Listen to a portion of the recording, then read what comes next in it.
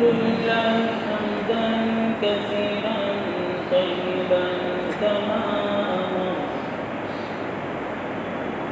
ونشهد أن لا إله إلا الله وحده لا شريك له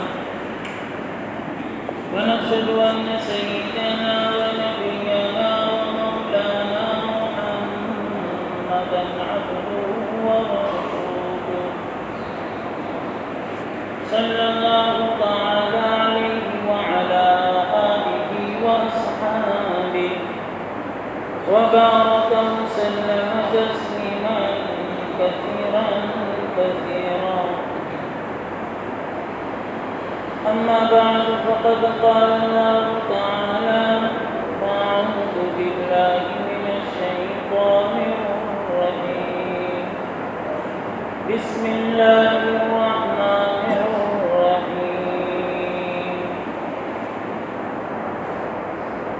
وقضى ربك ألا تعبدوا إلا إياه وبالوالدين إحسانا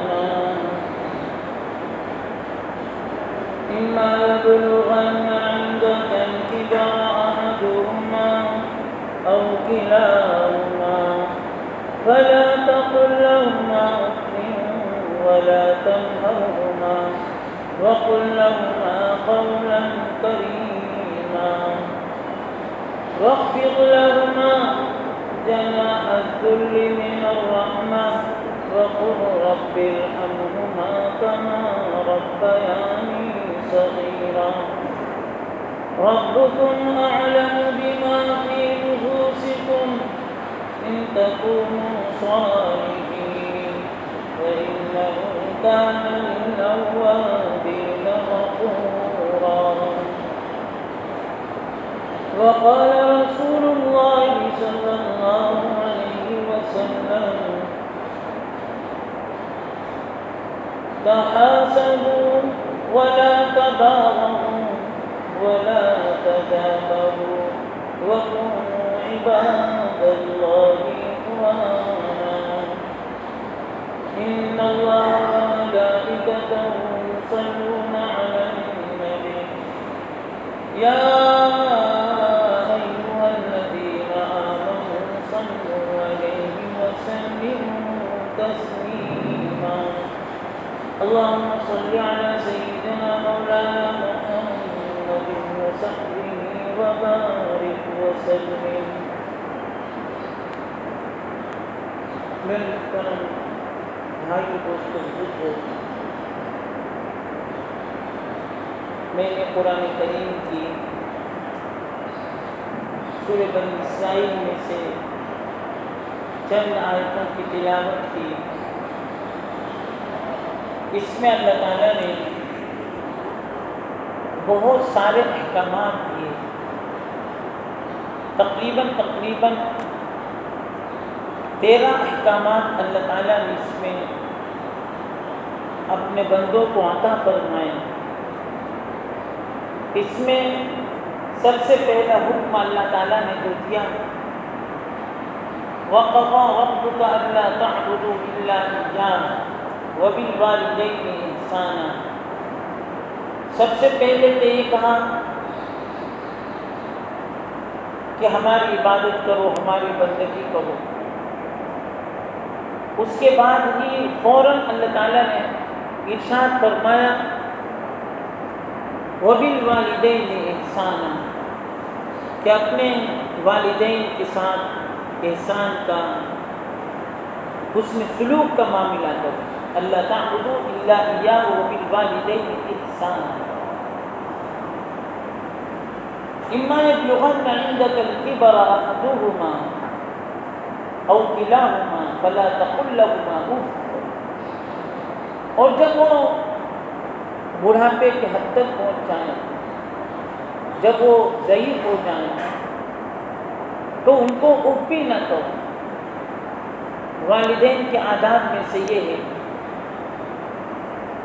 کہ اگر وہ چل رہے ہیں تو ان کے پیچھے پیچھے چلنا چاہیے. اگر وہ بات کر رہے ہیں تو ان کو چپ نہیں کرانا چاہیے، خاموش رہنا چاہیے، جب وہ چپ ہو جائے پھر بات کرنا چاہیے۔ حضرت حذیفہ رضی اللہ تعالیٰ عنہ اپنے والدین کا اتنا اکرام کیا کرتے تھے کہ اگر کھانے کے لیے بیٹھا کرتے تھے تو گوشت نہیں کھایا کرتے تھے، کہتے تھے کہ میں کیسے پہلے گوشت کھا لوں، کہیں ایسا نہ ہو کہ میری والدہ کا یہ گوشت کھانے کا ارادہ ہو اور میں کھا لوں۔ اتنا ادب کیا کرتے تھے، اتنا احترام کیا کرتے تھے۔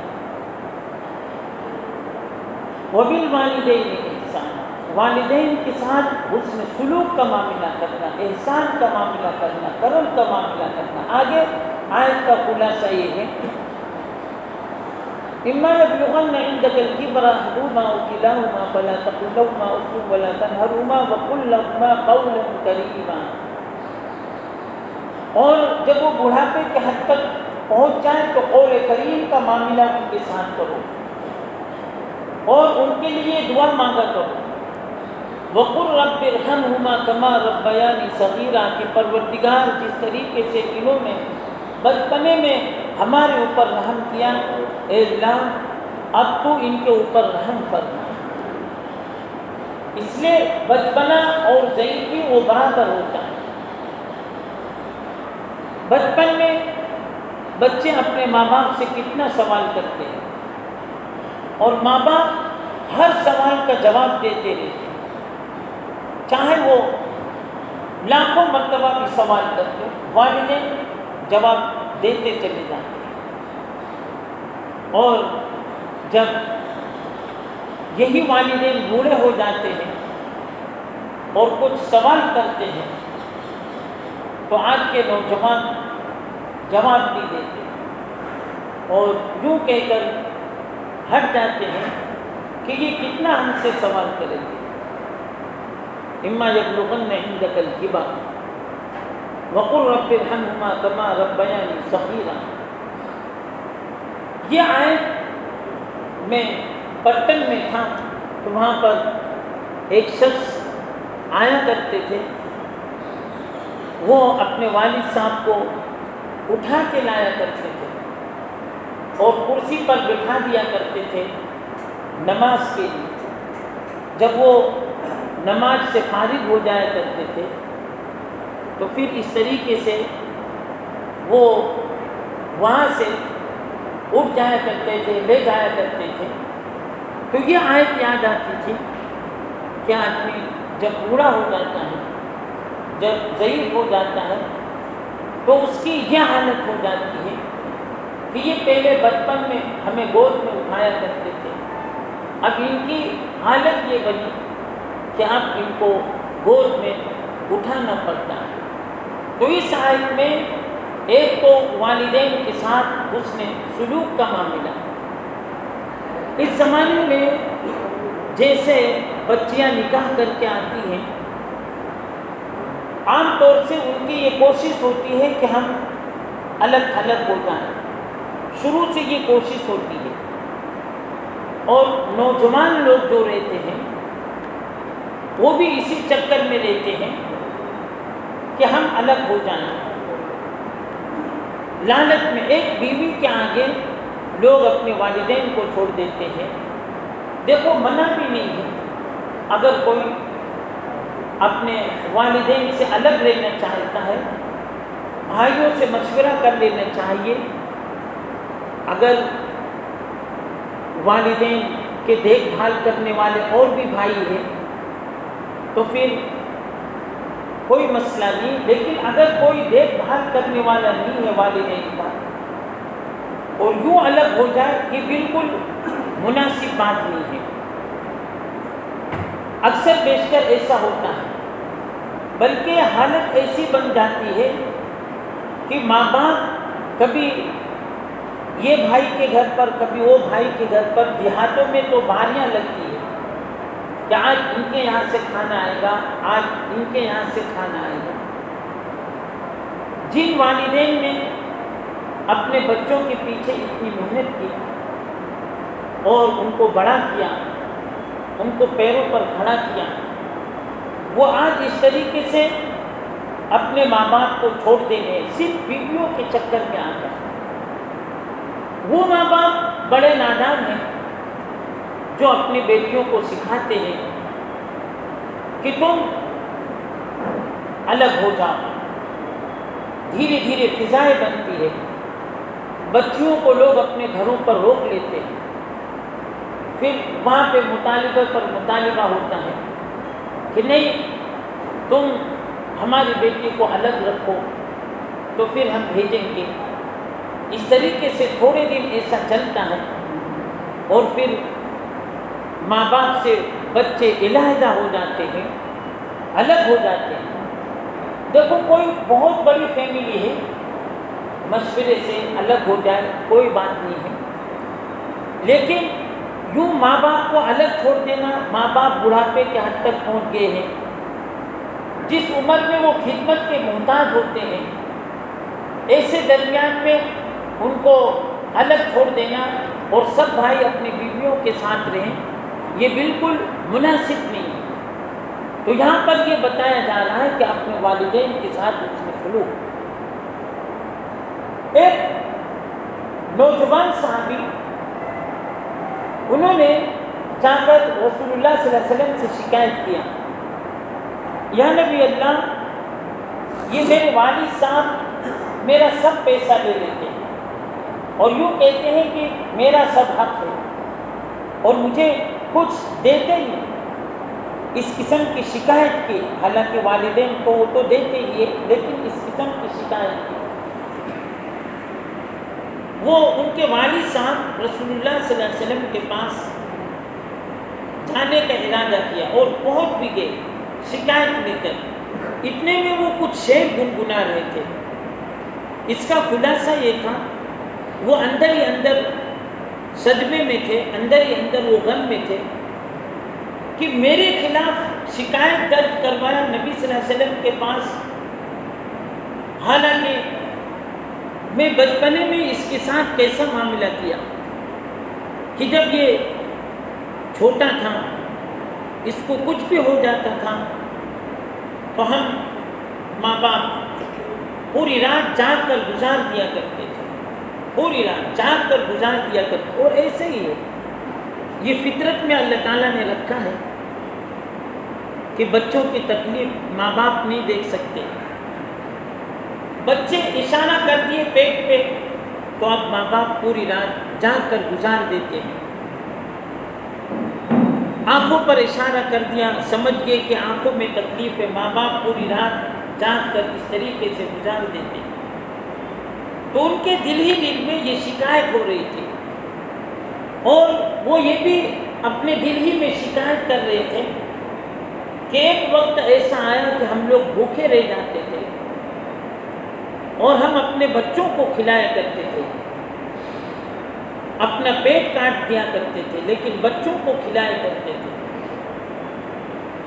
آج ہمارے خلاف یہ شکایت کر رہے ہیں۔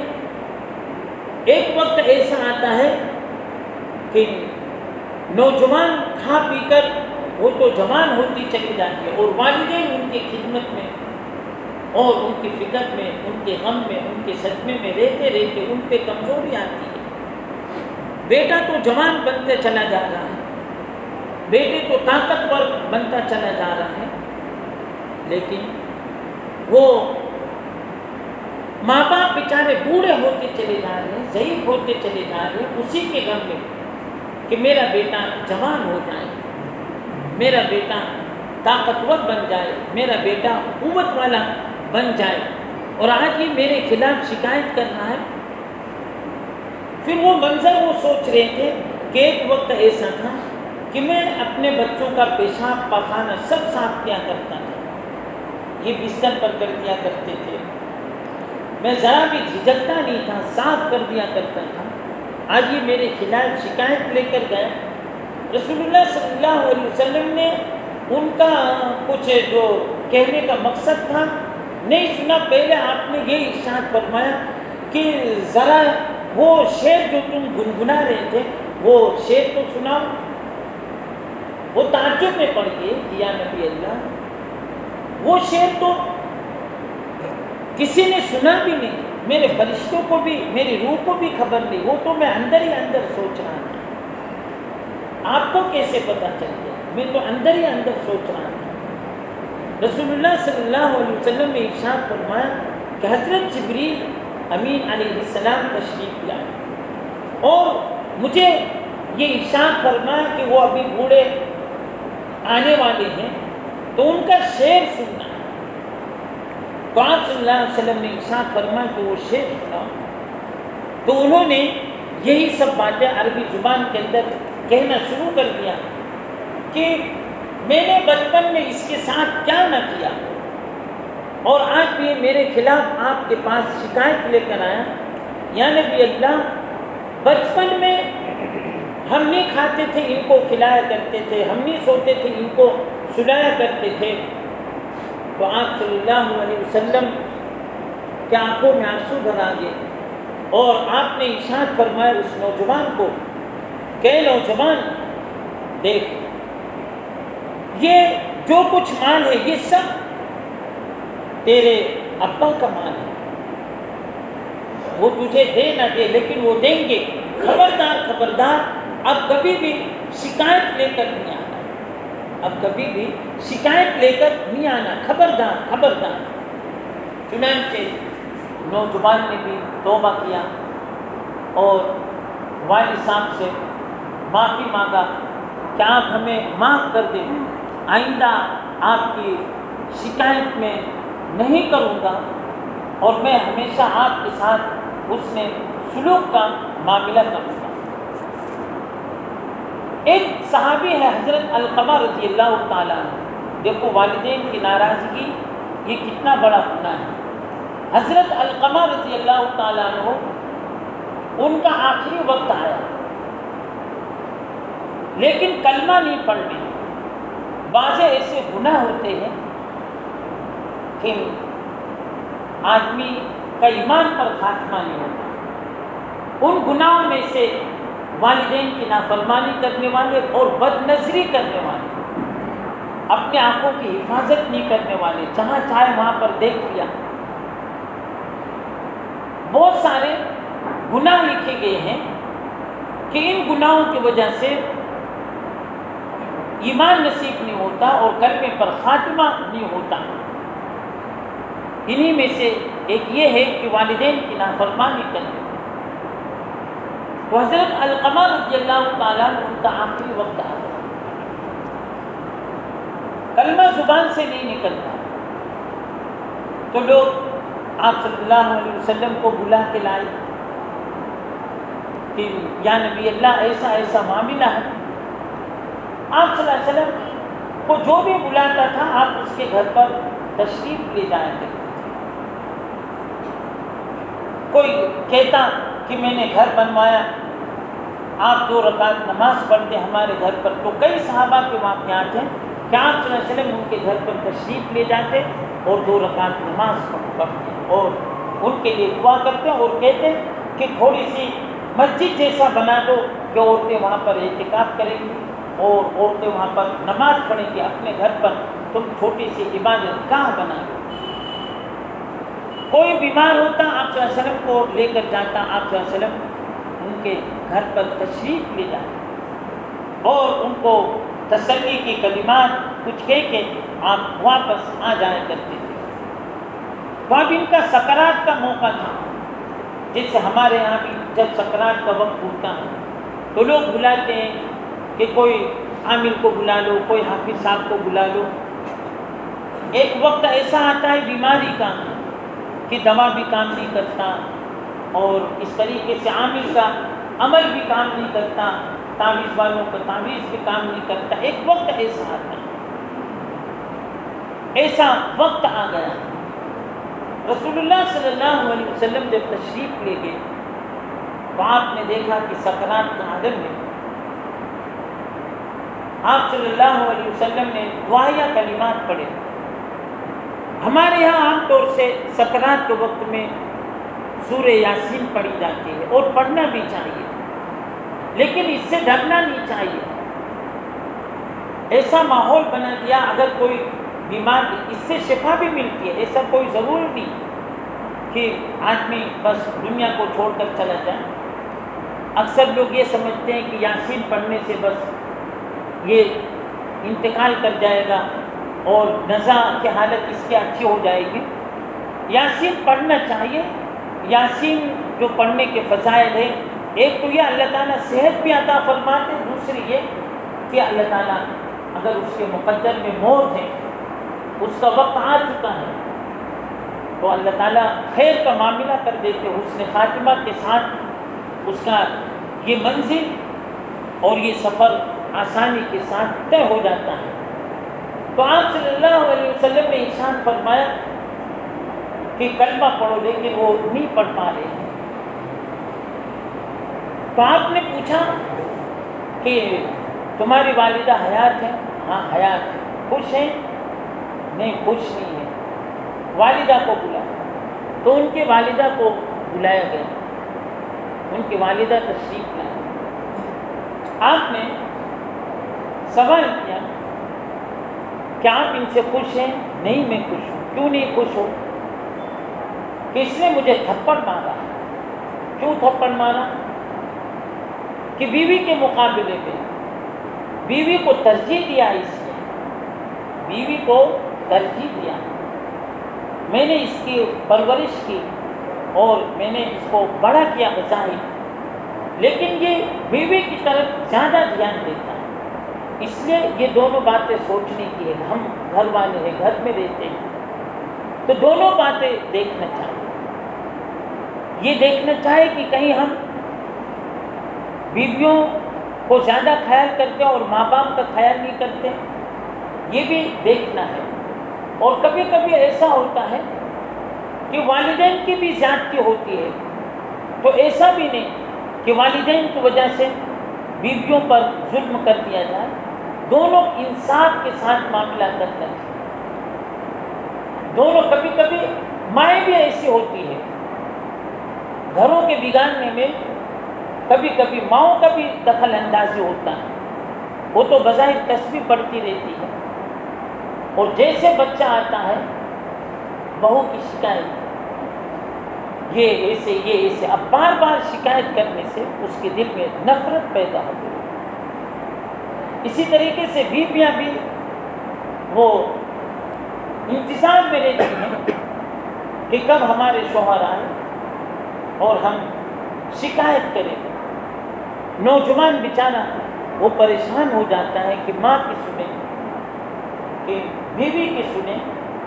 ایسے موقع پر عقل مندی اور ہوشیاری کا تقاضا یہ ہے کہ ماں باپ کو کبھی بھی نہیں بولنا چاہے، الگ سے سمجھا دے، ان کو الگ سے سمجھا دے، اور بیویوں کو الگ سے سمجھا دے جب وہ محبت کے ساتھ باتیں کر رہے ہوں کہ دیکھو میں ماں باپ کے سامنے تم کو بولوں گا، تم زیادہ دل پر نہیں رکھنا، سمجھا کے اپنے گھروں کو چلانا چاہیے حکمت سے۔ حضرت علقمہ رضی اللہ تعالیٰ عنہ کہ اماں نے کہا کہ ناراض ہے، اور وجہ کیا؟ مجھے تھپڑ مارا۔ تو آپ صلی اللہ علیہ وسلم نے حضرت علقمہ کی والدہ کو یہ ارشاد فرمایا کہ تم ان سے راضی ہو جاؤ۔ وہ منع کر رہی تھی کہ میں کیسے راضی ہوں؟ تو آپ نے ارشاد فرمایا کہ اگر تم راضی نہیں ہوتی ہو تو آپ نے مثالاً یہ ارشاد فرمایا کہ لکڑیاں جمع کر اور اس میں آگ لگائی جائے اور اس میں تمہارے بچے کو جلا دیا جائے گا اگر تم راضی نہیں ہوتی ہو، اور اگر تم ان کی غلطی کو معاف نہیں کرتی۔ ماں تو ماں ہوتی ہے، ماں فوراً جوش میں آ گئی اور جوش میں آ کر کہنے لگی کہ یا نبی اللہ، نہ ایسا نہیں کرتا، میں معاف کر دوں۔ یہ ماؤں کا درجہ ہوتا ہے، ماؤں کا ممتا ہوتا ہے۔ ایک ماں تھی، اس کا بیٹا گم ہو گیا، تو وہ جس بیٹے کو دیکھتی گلے سے لگاتی، میرا بیٹا میرا بیٹا، گلے سے لگاتی اور اس سے پیار محبت کیا کرتی تھی۔ جب اس کو تھوڑی دیر اس کو پتہ بھی نہیں چلتا تھا کہ یہ پرائے کا بیٹا ہے، لیکن جب تھوڑی دیر کے بعد پتہ چلتا کہ یہ میرا بیٹا نہیں ہے تو دے دیتی تھی، پھر دوسروں بچوں کو دیکھتی تھی، اپنا بچہ سمجھ کر اٹھا دیا کرتی تھی۔ مائیں دیوانی ہو جاتی ہیں بچوں کے محبت میں، بچوں کو کچھ ہو جائے تو مائیں دیوانی ہو جاتی ہے۔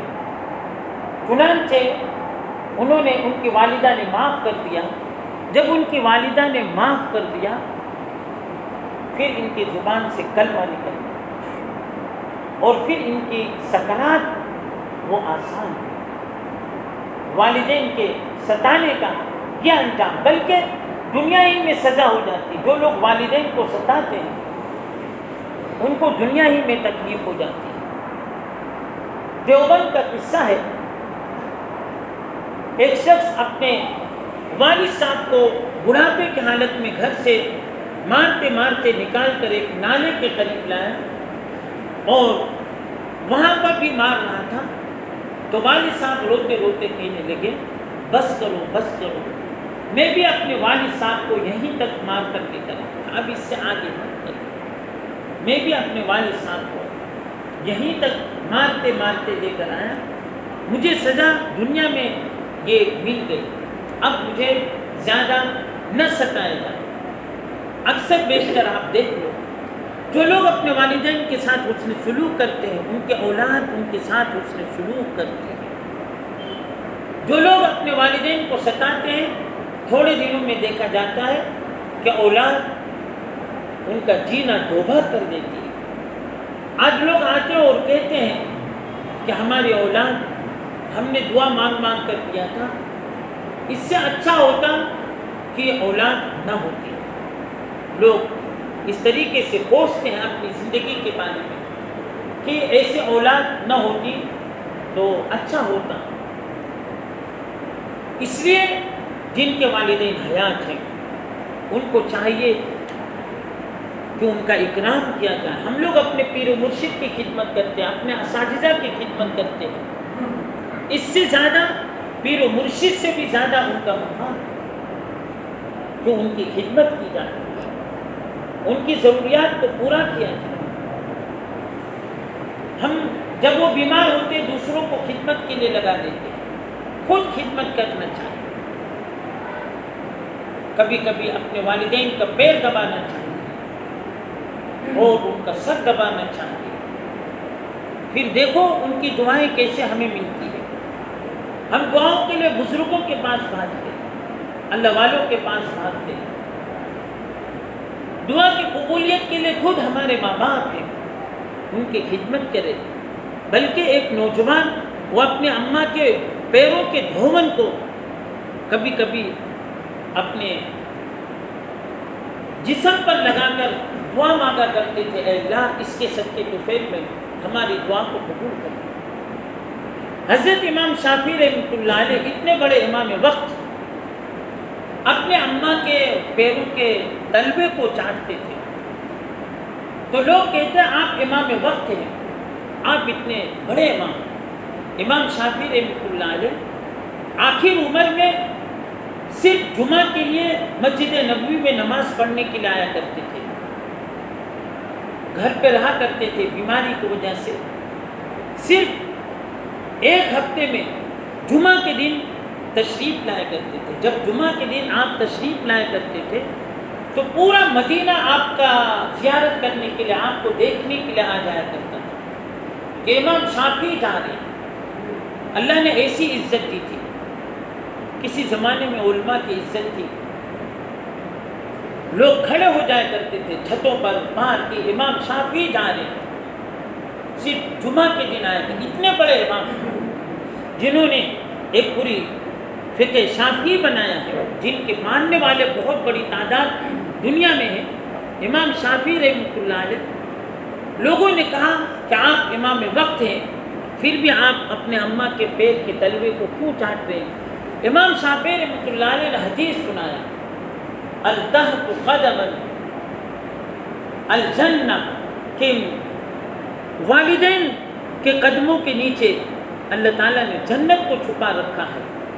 جو شعر بھی پڑھا کرتے ہیں، ماں کے قدم کے نیچے جنت ہے، اس لیے میں اپنی اماں کے پیر کے تلوے کو نہیں چاٹنا ہوں، بلکہ میں اپنی جنت کو چاٹتا ہوں۔ وہ اللہ تعالیٰ نے والدین کو جو بطور نعمت ہم سب کو عطا فرمائی، وہ گویا ہمارے لیے جنت ہے۔ جس نے والدین کو ایک مرتبہ زیارت کیا، ایک حج کا ثواب، 2 مرتبہ دیکھا تو 2 حج کا ثواب ہم اپنے گھروں میں رہ کر اتنی بڑی نیکیاں حاصل کر سکتے ہیں، اتنی بڑی سعادت حاصل کر سکتے ہیں۔ تو میں نے سورہ بنی اسرائیل میں سے یہ چند آیتیں تلاوت کی، اس میں 13 احکامات اللہ تعالیٰ نے بیان فرمائے۔ اس میں سے ایک حکم والدین کے ساتھ حسن سلوک، اور بھی اس میں اللہ تعالیٰ نے اپنے اوامر اور اپنے احکامات بیان فرمائے۔ آئندہ یہ سلسلہ جاری اور ساری رہے گا۔ آپ حضرات سے گزارش ہے کہ جلدی آنے کی کوشش کریں۔ دین کی بات ہوتی ہے، جمعہ کے دن ایک مرتبہ ذوق شوق کے ساتھ سن لیں، ورنہ یہ وقت تو کہیں نہ کہیں لگ ہی جاتا ہے۔ اس لیے دین سننے کا شوق ہمارے اندر ہونا چاہیے، تھوڑا جلدی سے آ جائیں اور ان باتوں کو سن کر اپنے گھروں میں مذاکرہ کریں۔ صرف بیان تقریر سن لیا، واہ واہ کر لیا، ایسا نہیں۔ آپ کسی بھی مقرر کی واہ واہ کریں گے، تعریف کریں گے، اس کو کیا ملے گا؟ اصل تو عمل کرنا ہے، گھروں پہ جا کر تذکرہ کرنا ہے، اور بیان کے بعد جو کمی کوتاہی نظر آئے اس کو اپنی زندگی میں سے نکالنا ہے۔ جیسے والدین کے ساتھ حسن سلوک کے بارے میں سنا، اب ظاہر سی بات ہے کہ ہم اپنے ماں باپ کے ساتھ ایسا نہیں کر رہے ہیں، تو اب جو کمی ہے اس کو پورا کرنے کی کوشش کریں، دھیرے دھیرے دھیرے دھیرے۔ اسی طریقے سے بیویوں کو ترجیح دیا جاتا ہے عام طور سے والدین کے اوپر، اس لیے وہ بھی اس کا بھی خیال رکھیں کہ ہمارے اندر کہاں کہاں کوتاہی پائی جا رہی ہے، اس کا بھی خیال رکھیں۔ 5 وقت نمازوں کا خاص طور سے اہتمام، اور فجر کے اب تو کتنی لمبی راتیں ہوتی ہیں، 6-10 پہ جماعتیں ہوتی ہے، اتنی اللہ تعالیٰ ہمیں وقت دیتے ہیں کہ آدمی اگر جلدی سے اٹھنے کی کوشش کرے بہت آسانی کے ساتھ اٹھ کے آ سکتا ہے۔ یہ ہمارے شہر کا مرکز ہے، ہم سب بڑے خوش نصیب ہیں کہ اللہ تعالیٰ نے ہم کو مرکزی مسجد عطا فرمائی۔ کہاں کہاں سے لوگ آتے ہیں یہاں پر بیان کے لیے، جمعرات کے دن بیان ہوتا ہے تو ان بیانوں میں بھی شریک ہو، مغرب سے لے کر عشاء تک